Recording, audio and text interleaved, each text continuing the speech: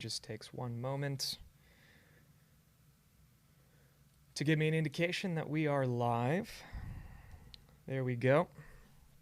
Okay, hello everyone. Welcome. Happy Wednesday to you. Let's see. It may already be live.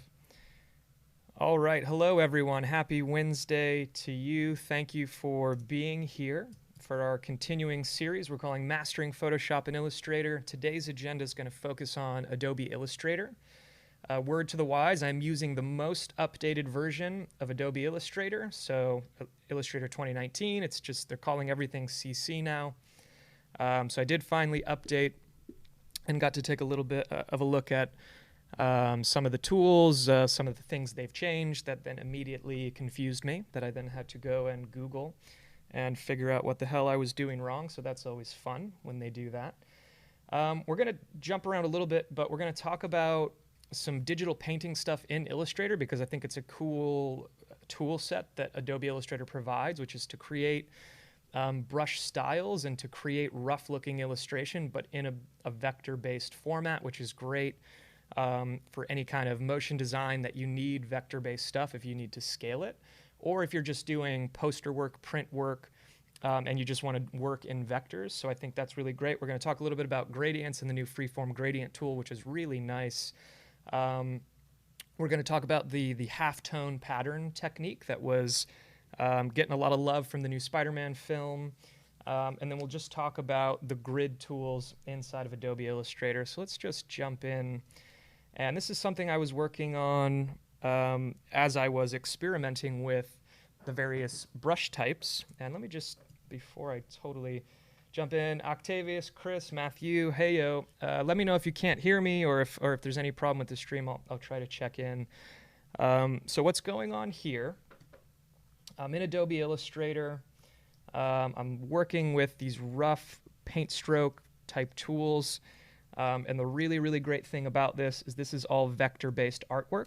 And it's actually just kind of rendering an effect onto a spline, which is really useful because then it's a shape that we can transform and change and work with as a kind of live shape. It's not like a pixel-based thing like we get in Adobe Photoshop where you just create a brush stroke and the pixels are set. This is like rendering itself on an actual live object, which is really useful. So before we try to recreate something like that, let's just go to a totally new scene here, a totally new document. And really what you want to look at, and I would definitely encourage you, if you haven't updated to the newest one, is under your brushes panel. And if you don't see it, you can always go Window, Brushes, make sure it's there. And all these brush libraries is what I would really encourage you to play with. They've even got some brushes for people on a Wacom. Vector packs, image brush, decorative, good luck finding a use for that. Borders, good luck finding a use for that. For me, just the artistic one is definitely the most interesting one. So if you click on any of these, and I found the watercolor one to just be really, really cool and interesting, and hopefully you can see that there. I'm going to put my main brushes panel back here and just pull these out one at a time. You get these watercolor brushes that are made to imitate watercolors, of course. So let's grab a rougher one so we can see. And you get a really beautiful stroke like that. And again, what's actually happening is I've just drawn a single spline, but it's rendering the effect of a watercolor brush and giving you all those variations. And it's even using blend modes within itself. And I believe it actually sets the blend mode layer. If I go to my appearance for the tab, let's see. No, it's just rendering normally. It doesn't assign an over-the-top blend mode, which of course you can do. So I'm really interested in what can be done with this because this is really fast and really interesting, and creates all this really interesting texture that it renders along this path. But then we still have live points. You know, if we needed to kind of change the shape of an object, and it'll just continue to render along that path, which is just incredibly useful.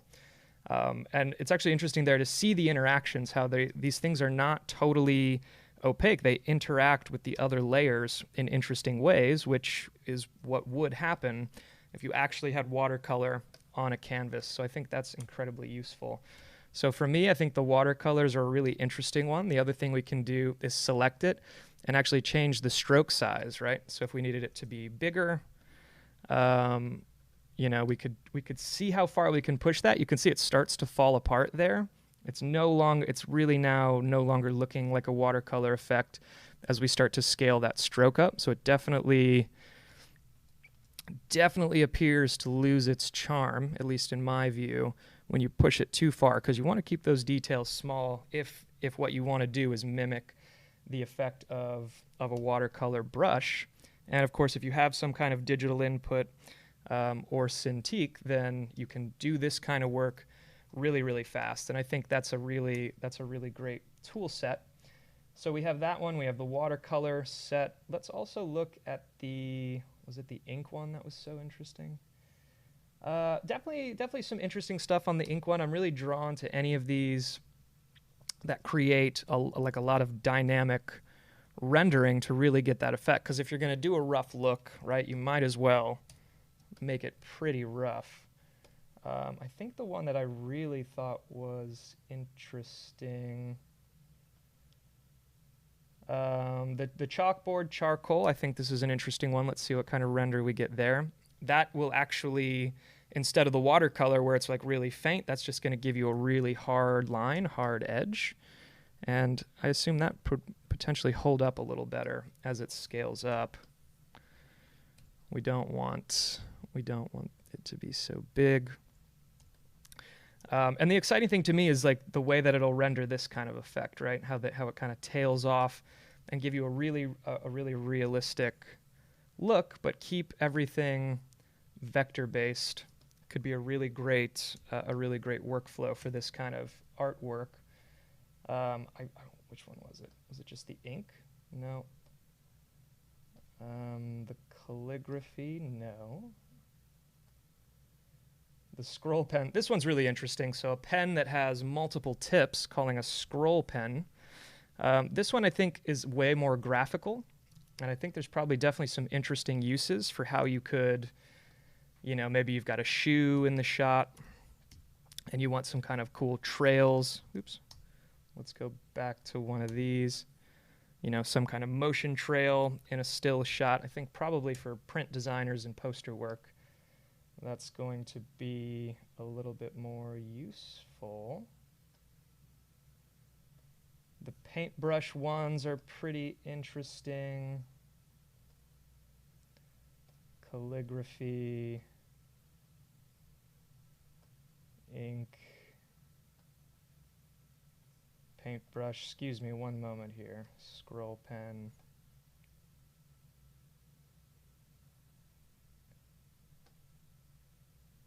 So they also have what's called their Bristle Brush library. I don't find this one quite as compelling, but a bristle brush is like a paintbrush, things that use individual fibers and hairs like a bristle. So we want to mimic what we get from an actual bristle brush, which is interesting. Decorative. So we also have this one, which I just toggled down to under the image. I believe this is under vector packs, hand-drawn brushes and vector pack. To me, there's some really interesting ones in here. Like if we make this line, this is kind of simulating using, you know, like a dark pen, right? Like almost in comic books, where you're just getting all these little incredible details in here, which I just think are super interesting. That one I really quite like. And a lot of this reminds me of the new MailChimp brand. If you go look at the MailChimp branding, I would assume so much of the artwork they did for that brand is out of this tool set of mimicking a rough look, but using vectors to do it, right? That one, just drawing a single stroke gives you this really interesting effect, like you did all this work. So it's a really interesting cheat in terms of actually getting to this final outcome where it looks really detailed and interesting, but because it's vector based, we can just scale it basically infinitely, and it'll hold up its resolution because we're working in vectors and we're not working in pixels. So I think it's an area to experiment and then see, are there interesting ways that you could utilize it for your artwork. So here I've got one of the paintbrush strokes where I thought, I'll do like a little fish with kind of water tailing off the end. I was using the watercolor brushes in here to kind of mimic this effect. And then underneath, I just have this single sphere where I'm using the Freeform Gradient tool to try to create some gradients. So one thing I do want to talk about, and we'll come back to that comp there, are the Freeform Gradient tools. So let's actually grab a circle, put it in here. I'm going to kill the stroke. I'm going to assign a gradient to the fill of this object.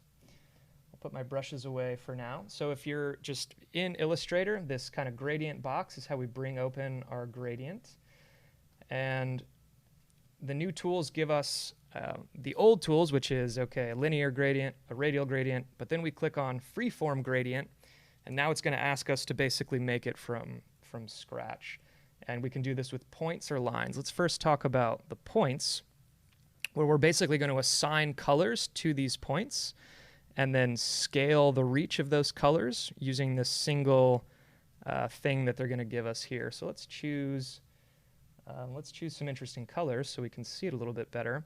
And all you have to do is once you have one point, just click anywhere else within the shape, and it'll create a second point.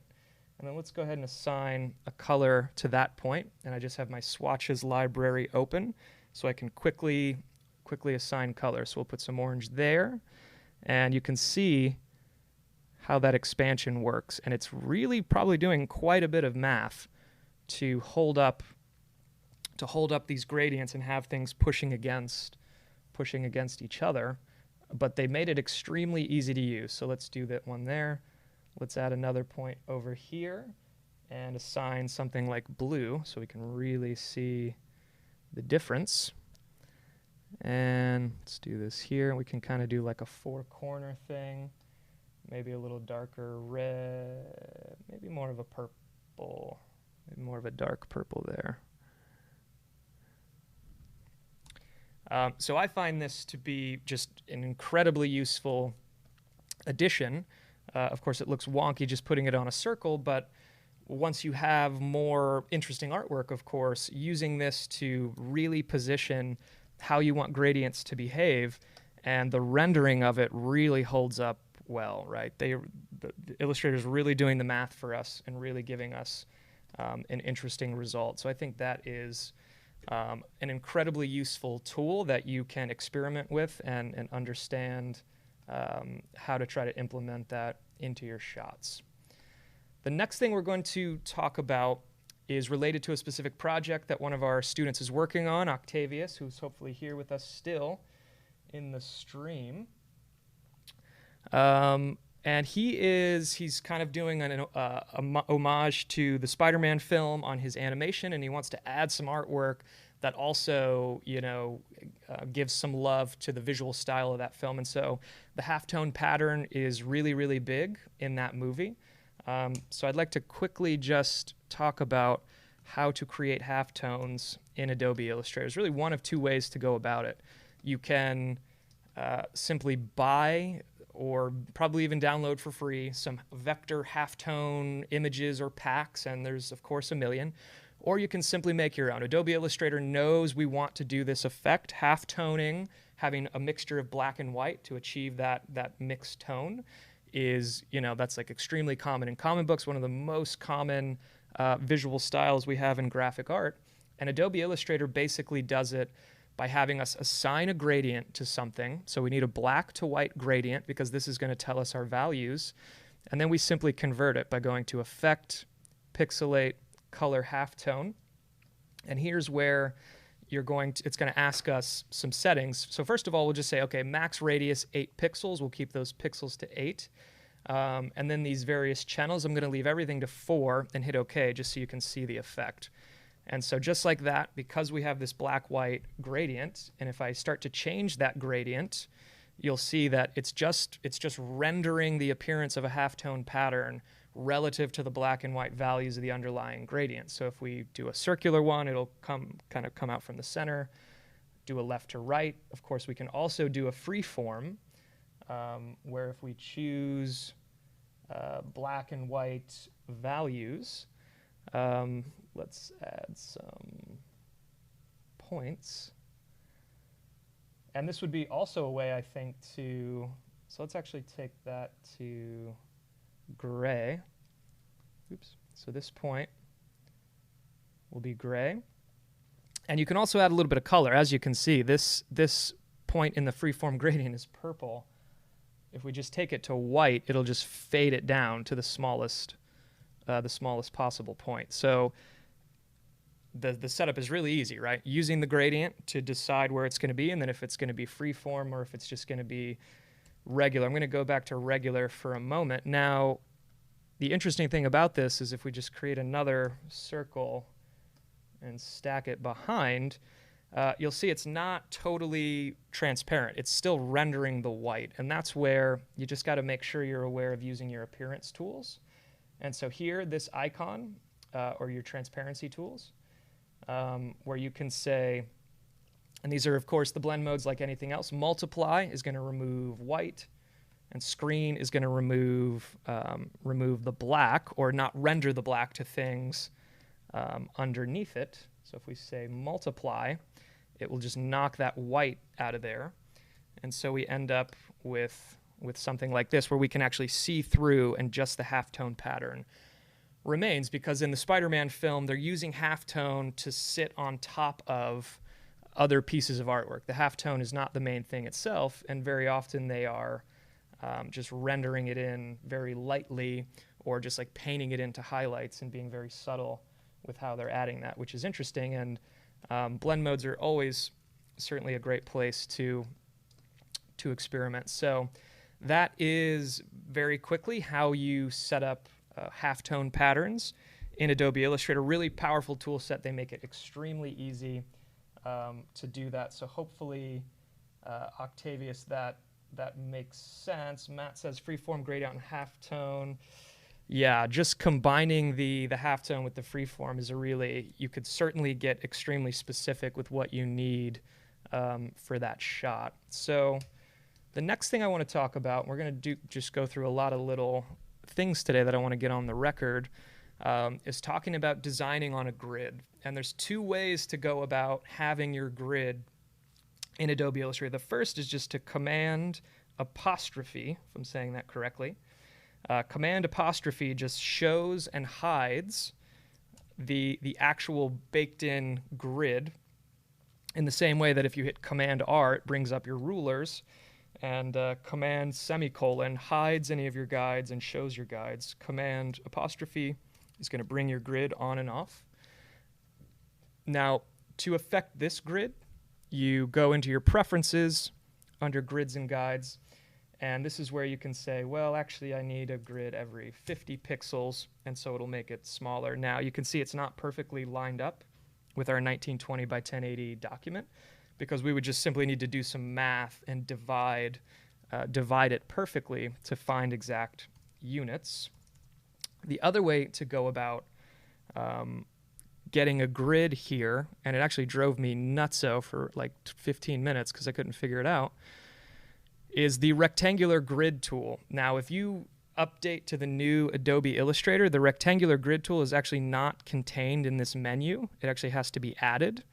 And for whatever reason, I guess because they just have so many tools now, at the bottom of your tools panel, there's these 3 dots, which shows you, if you get to the new Illustrator and you're like, hey, where's the hell this tool that I've been using for years? They may have buried it down in this extra panel, and you actually have to drag things back up. So I don't know if you remember in the old Illustrator, you'd have like the spiral tool and the arc tool and the polar grid tool just baked into this panel, but now they have actually hidden it, so you have to like drag and drop those new tools in. But for me, the rectangular grid tool is quite useful for setting up something where I want to design on a grid. So I'm going to drag it out, and before I release my pen, I'm just going to hit up on the thumb pad here, the keypad. Up is going to add more vertical lines. Left and right will add or subtract vertical lines, excuse me. Up and down will add or subtract horizontal lines. So I can make a perfect grid by dialing this in, and I know if I'm going to have a lot of small details, I could make these grids really tiny. And let's just pull it back a little bit for the sake of our demo. But I will try to get it to where it feels more like a square. So right there. Now by default, when we use the rectangular grid tool, it's just going to be blank. We need to actually add some stroke to these lines so we can actually see the grid. And then we can go ahead and create a new layer, lock down that grid, and then just use this as reference for our scene. The reason that in Mograph Mentor we so encourage people as they're getting into the design phase, and it depends on the project, to design on a grid is that first of all it gives us a structure for our scene, and it also can inform us about kind of our scale hierarchies, right?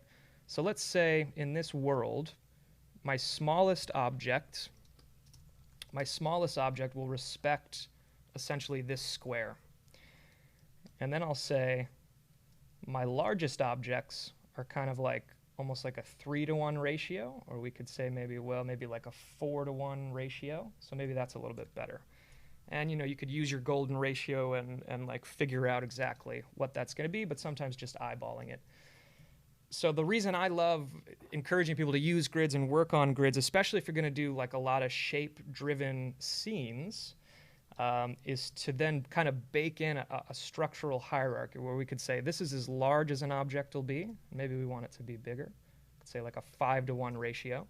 And small objects are this size. So then,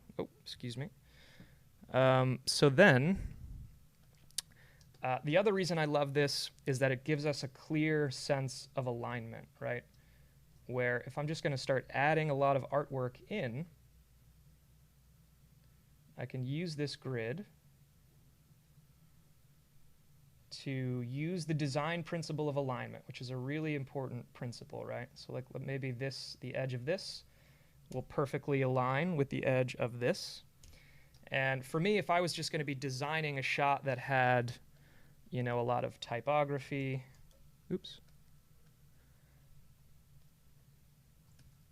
The new type tool is driving me a little bit bonkers. I need to set up my preferences. I'm going to hit Shift-Command-O to convert that.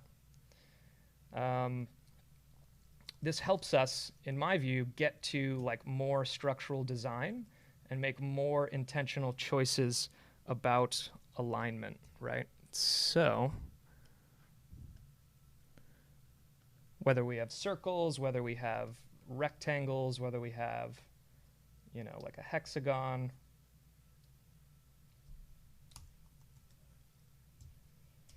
we can use a grid to have a solid structure for our design that we can kind of just play a little bit of a game in, right? Use that grid to play a game. And thinking about our other design principles, the shot needs an emphasis. We need a concept. We're just really talking in vague terms here.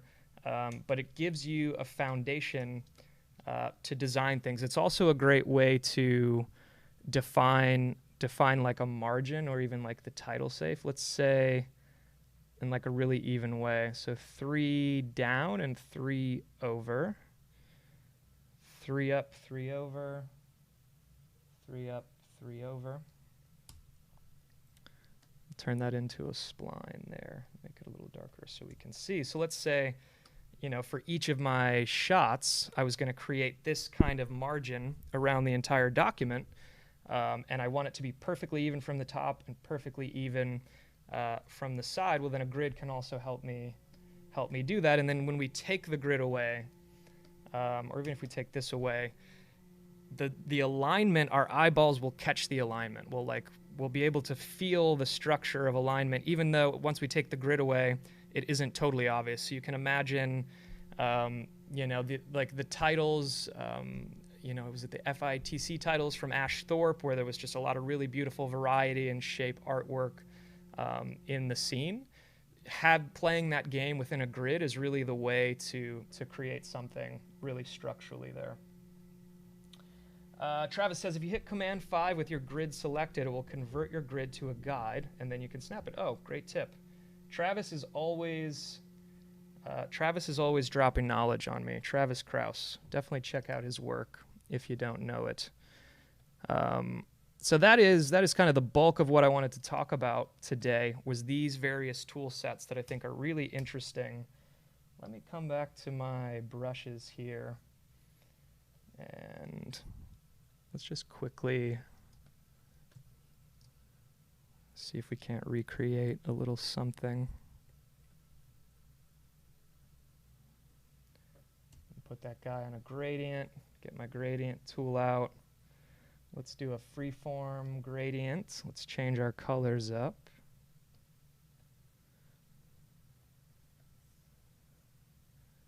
We'll do kind of like a light source in the scene. So on this bottom one, we'll do a little, we'll go a little darker. And this top one, we'll go a little brighter. That's fine. So I was doing those really wild, had to be the paint strokes, I believe.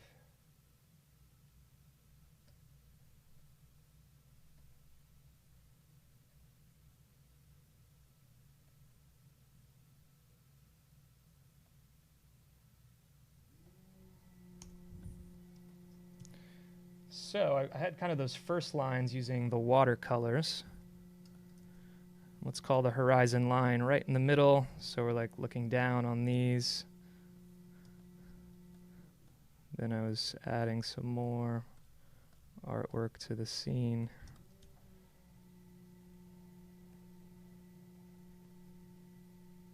These hand-drawn brushes are just entirely too cool. I absolutely like them.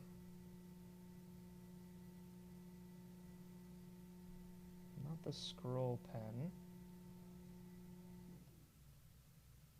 So one we didn't talk about were these grunge brushes, and that was buried in the Vector Packs Grunge Brushes.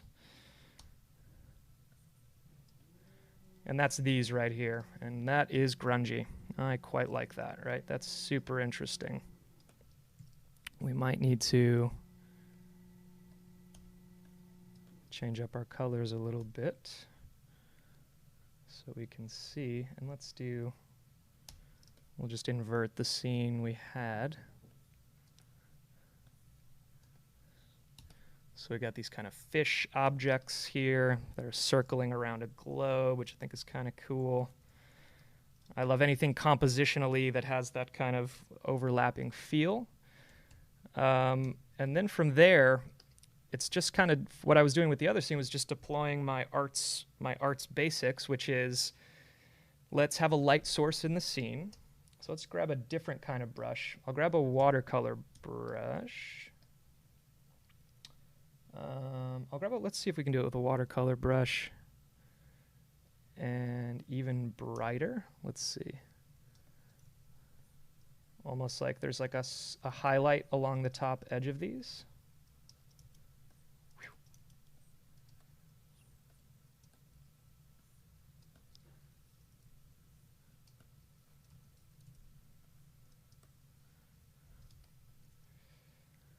And then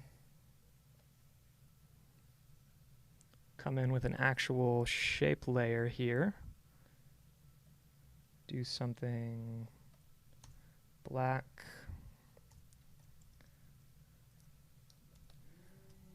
Square eyeball? I don't think so.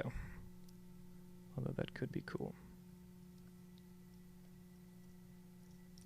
And we're kind of like viewing these from the side. They're all flowing this direction. We'll get some like good rhythm in the shot.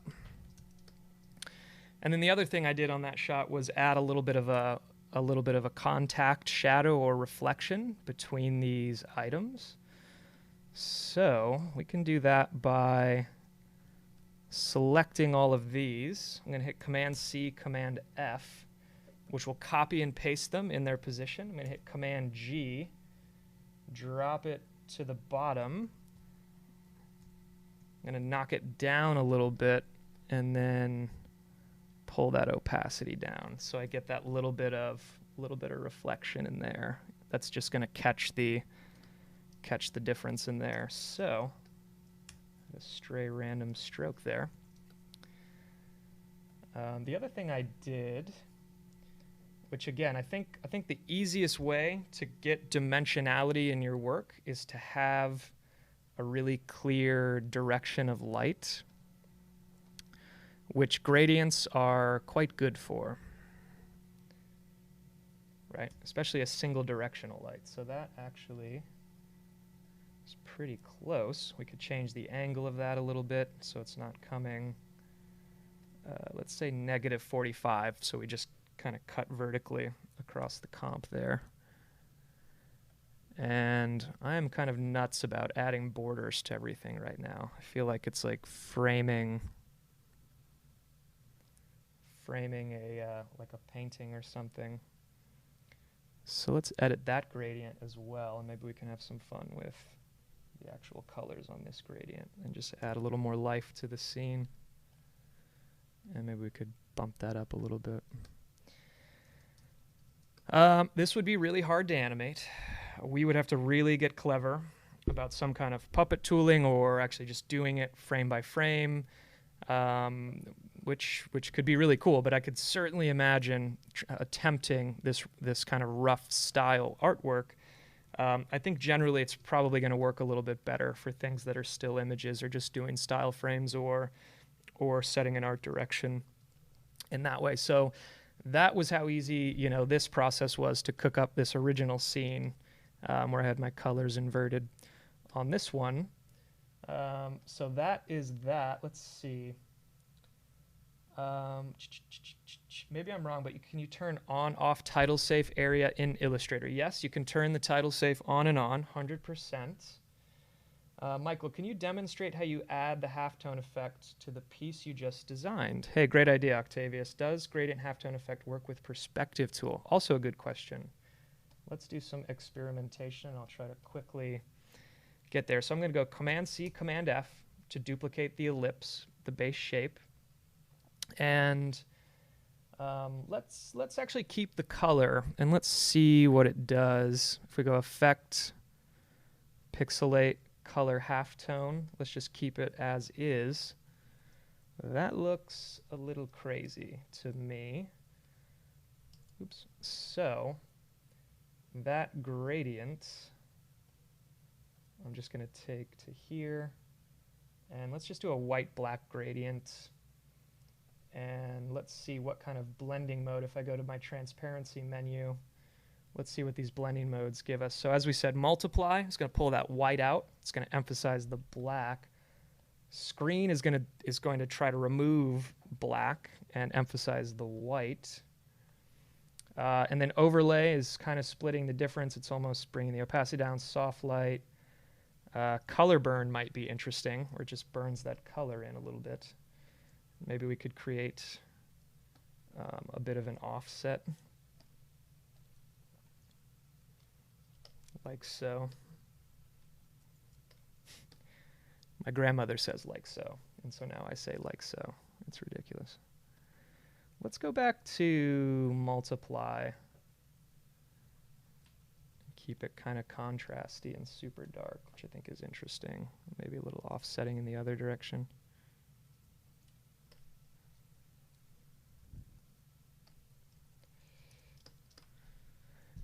So again, that's how easy it is to work with that. And again, right, all of our, if I go ahead and swap it, well, it'll switch directions. You've always got your angle on the tool there, so we can decide which direction it's coming from. I suppose it would make sense to go -45 degrees so that it's following the light within our shot. And let's actually darken the shot a bit. I do want it to feel, so that's 100% black. I do want it to feel generally darker, but like there's a little more light coming from that side. And yeah, the black isn't great, is it? We could obviously take it the other direction and emphasize the light on that side, which I think looks a little better. And then we could kind of pull it back potentially. So yeah, hopefully that answers your question, Octavius. The other question was, does that work in perspective? I don't know why it wouldn't. Let me just get a new doc open here and pull some of this stuff back. So what do we say? Shift Command I brings up the perspective grid tool. M pulls out a tool. Oh, we need to go to our perspective selection tool to put it on this side. So let's see. Let's create a layer. Don't need a stroke. Give me something where I can see some contrast. Let's go create another one. Let's see how these pieces interact. Gradients. So we apply a gradient. Effect, pixelate, color halftone. Yeah, that doesn't really look like super convincing, is it? It definitely feels like it is attempting to pin itself into the corner. Let me Shift Command I and remove that. But because a halftone is flat circles, it's kind of breaking the illusion. So that does not look super convincing. Maybe if we make it a little bigger, we can get a better look at it.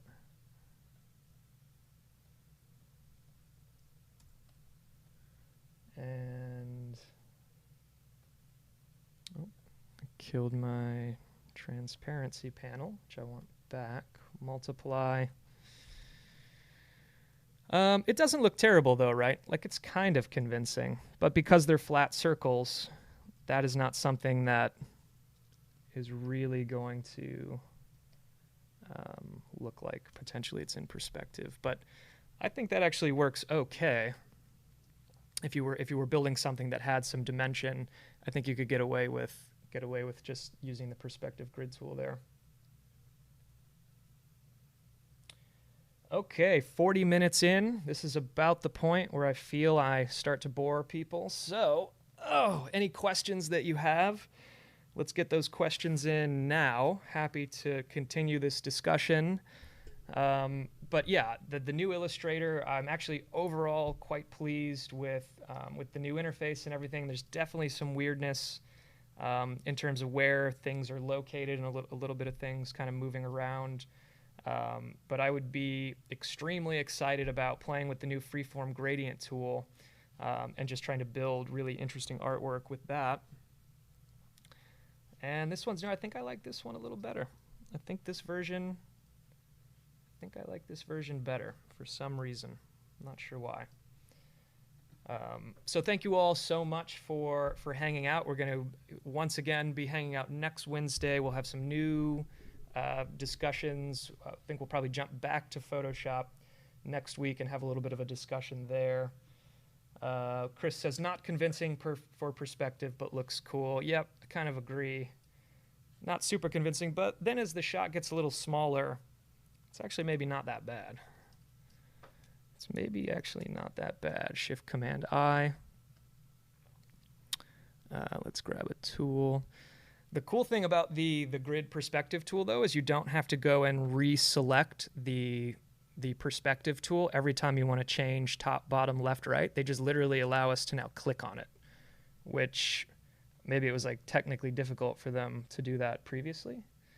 But that is way, way better. So let's start over.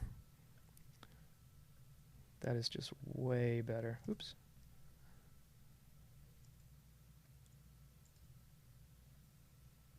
So create our little 2-point perspective here, going back in each direction. Command C, Command F, Effect, Pixelate, Color Halftone. Let's say Multiply. I mean, yeah, it doesn't look terrible though. Maybe I wasn't. Command C, Command F. Effect, color halftone. Oh, so this is also, I guess we should talk about a little bit these various channels. Let's ramp some of this way up and see what happens. So let's say 20, 30, 15. This is going to do some offsetting, so we might get some weirdness. 20. Yeah, so that is also something that we saw a lot in the Spider-Man film, where these offset halftone patterns, where it's actually grabbing the channels. So channels refers to red, blue, and green channels, right? The RGB. Of course, if we were in a CMYK file, I guess it would be different, but red, blue, green channels, and it just will offset them by the fact that we were choosing those channel distributions. Which I think is interesting. So you can pull the channels apart on the halftone pattern, which of course, you could really get interesting with what you do there. Let's do one more. Experiment, effect, color halftone. So max radius, we could also make the largest circle a little bigger. So let's take that to 16. So those will be bigger. Channel 1, 40. Let's see what happens. So yeah, you get larger dots if you want to be super graphical with it.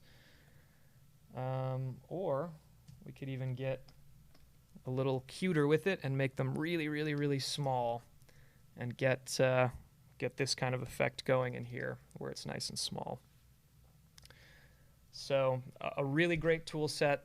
I definitely don't think you need to go out and buy a bunch of pre-made halftone packs to come in and try to mask into various artwork. Just create the shape you need, dictate the nature of that halftone, or create your own halftone library, right? Like create all this. Now let's see, I'm not actually sure if this will work. Object, expand appearance. Let's see. So that doesn't actually create points, which I thought it would. It literally just creates a vector image that's baked, and actually that's not even scaling up very well. That creates a pixel-based version of it. So that is not what we want at all.